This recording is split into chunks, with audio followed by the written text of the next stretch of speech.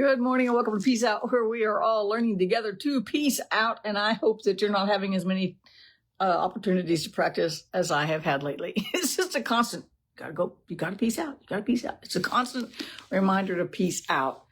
And we're going to look at a story today that's going to really encourage us to peace out, to trust God no matter what. And I'm going somewhere with this. I'm going to try to save the big thing till tomorrow, okay?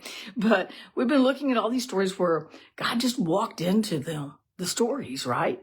Maybe he didn't come like they thought he was going to come. Maybe he didn't come when they thought he should come.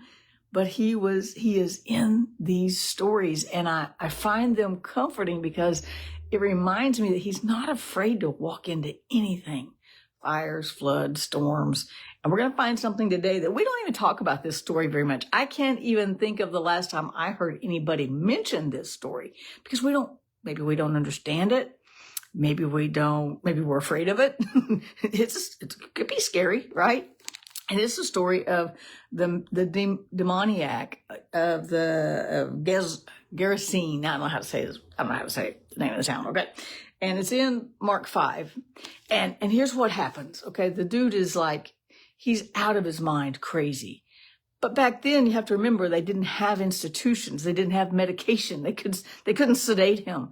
And he tore his clothes off. He cut himself. They chained him among the tombs, if this is the right one, I think. They tried to bind him with a chain. He was so strong because he was full of demons, right? And it says he was screaming among the tombs in the mountains, gashing himself with stones, right? So he was in very bad condition. Most people were afraid of him, right? Most people, his family is probably at home wishing it didn't happen this way, wishing he didn't look that way, wishing he didn't act that way, wishing he was back with them and was a whole person. I don't know who he was before all of this happened, right? But he's constantly, it says constantly day and night he was screaming among the tombs and the mountains, gashing himself with stones. When he saw Jesus, he ran up before him and he said, the demons recognized Jesus, which says a lot because most people didn't recognize Jesus as the Messiah, as the Son of God, as the one who came, right? But the demons said, why are you here to torment us early? This is not the appointed time for you to cast us into the lake of fire and into the eternal abyss, right? He's like, you're here early. I'm checking. What are you doing here early? You're not supposed to come torment us yet. And Jesus basically said, get out of this man. And the demon named Legion, which means we are many, which meant there was many, many demons in this man, says, please, let's just go in the swine, So he's like, okay, just get out. Okay. And so immediately the man is healed of these demons. He's fine. He's good. He has peace because Jesus got rid of the demons that were tormenting him. The tormenting is gone. The voices in his head are gone. Whatever was making him cut himself and harm himself and things like that, it's gone, right? And so it says that the townspeople came out and found the man clothed and in his right mind. And he was just sitting there talking to Jesus. He was healed. He was whole. He was a person again. And it says they were scared. And I'm like, okay, now let me get this right. They weren't scared of a dude with demons, right? They weren't scared of a man who's cutting himself. Well, he's going to cut you too at some point, right? A man who's screaming day and night. They weren't scared of that. They were scared when he was clothed and in his right mind. Sometimes our human minds don't make sense. Our emotions don't make sense. Why was this what made them afraid? And so it says they saw that he was clothed and in his right mind. They were afraid and they asked Jesus to leave. Now, they, as far as we know, never prayed the demons would leave this man, and maybe they didn't even know that was possible, that God could do that. Maybe it looked too impossible for them to pray that. Maybe it looked beyond what they even thought God could do to pray that, right? Maybe they didn't know that God could calm the storms in the soul, even though he could calm the storms in the natural, right? But it says that they were scared and they said, you need to leave. This man is healed, y'all. This man is clothed in his right mind, holding a conversation with Jesus and his disciples, saying, hey, what's up? When they come up, he's not screaming, he's not yelling, he's not cutting himself. He's clothed in his right mind. And that scared them. That scared them. And they asked Jesus to leave the region because he healed a man and set this man free. Now, I want to take a second, though, because that doesn't make any sense to me, right? But I want to take a second and think about his family. He had to have had a mom. Maybe before all of this, he had a wife and children. Who knows who he had? He had to have relatives. He got here somehow, right? He at least had a mom and dad somewhere along the road. And what would it have been like for them on the other side of the story to watch their son decline into this kind of a state, and then to be there the day he comes home and goes, hey, I'm home. What if he went home to his wife and kids and said, honey, I'm home.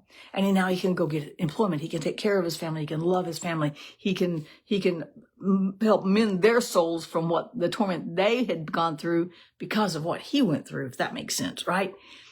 Think of how many lives were changed in this. All we have are the Pharisees who got mad and got scared and said, please leave, get out of here. We don't want you here, Jesus. Why didn't they say, hey, let's line some people up? We know some other people on the other side of town that need some help. Let's line everybody up. And can you do this for everybody that's tormented?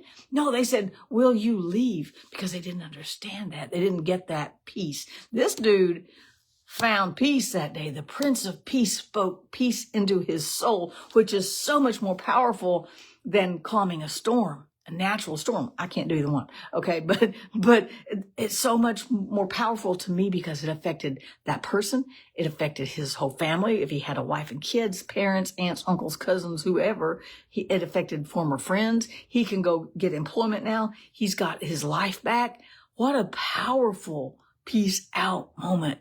The dude peaced out, got dressed, sat down, and was talking to Jesus and his disciples, and it scared them.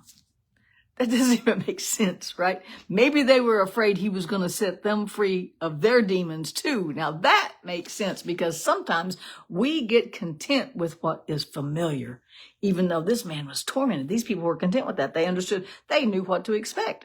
He's in the tombs. We've got him chained. We go out there and throw food at him every so often, or hope he catches something on the wild. I don't know, but that story doesn't make sense. But it didn't make sense to them, and they are scared of Jesus and saying, "Please leave." I still think they should have lined people up and said, "Can you pray for everybody? Pray for everybody that has a storm in their soul. Bring peace. Can you come to our, look, we see peace. This is what a picture of peace. Can you come and give us all peace like this?" Right? Well, but they said leave because they were scared. Fear is a crazy thing, you guys. And there are so many things in our world that we can be afraid of. I have a list if you want a running list. I go to running list. I really do. Of things that we can, that scare us, that can make us afraid. But Jesus bringing peace is not something that could make us afraid. It's not something that should make us afraid. It should make us want more of him, want to know him more. Why didn't they sit and go, "Hey, how did you do this? How did this happen? How did you do that? How did you do this to him? Can you come do this for me? I need that peace too." That's what God's peace should do for us. When we see someone else being able to just peace out, we should be able to say, "How did you do it?" I want to know the formula. There's not one, by the way. We just have to learn that. We have to remind ourselves by faith, God gave us peace. All I got to do is let it rain. I got to figure it out myself to let it rain in my heart. But I don't want Jesus to leave because I don't understand how he gives peace. I don't want to ignore the word because I don't understand how he could love me. I got to trust the word. He loves me. I trust the word. He gives me peace. I trust the word. He is with me in the fire, in the storm, in the tombs, in the moments of insanity that can happen because of life, right? He isn't afraid of anything, and he's not afraid of you or me or the circumstances we've created or that have come upon us.